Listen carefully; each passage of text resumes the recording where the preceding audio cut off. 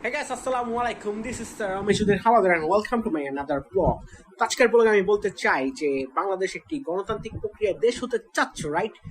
যেমনটা ফেব্রুয়ারিতে হতে পারে নির্বাচন, বাট একটা ইম্পর্টেন্ট অ্যানাউন্সমেন্ট আমি নির্বাচনের আগে দিতে চাই, কারণ আমাদের দেশের যারা নেতা তাদের কাজ কি? তাদের কাজ হচ্ছে গিয়া দেশকে পরিচ্ছন্ন করা বিভিন্ন দিক থেকে, যেমন উন্নয়ন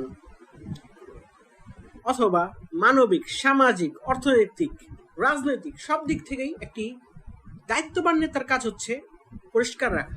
তো যখন একটি নির্বাচন অনুষ্ঠিত হয় তখন সর্বপ্রথম একজন দায়িত্ববান নেতা কি করে? সেই দায়িত্ববান নেতা করে কি? তিনি সর্বপ্রথম পোস্টার ছাপায় এবং সমাজ ব্যবস্থাকে নোংরা করে। বিদেশ থেকে আমাদের বাংলাদেশ কেন এত ডিফারেন্ট?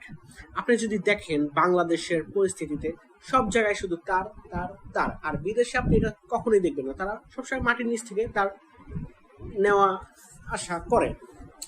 তো এই মুহূর্তে আপনি যদি এক্সপ্লেন করেন যে আমাদের দেশের জনসংখ্যা বেশি, যার কারণে এগুলা মাটির নিচ দিয়ে আনা নেওয়া অনেক অসম্ভব, তো বিষয়টা মানা যায়। বাট গণতান্ত্রিক প্রক্রিয়ার সর্বপ্রথম কাজ হচ্ছে একজন নেতাকে অবশ্যই জনতার কাতারে আসতে হবে।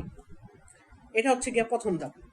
আপনি যদি জনতার কাতারে আসেন তাহলে সব জনগণ আপনাকে চিনবে। আপনার কোনো পোস্টার দরকার নেই।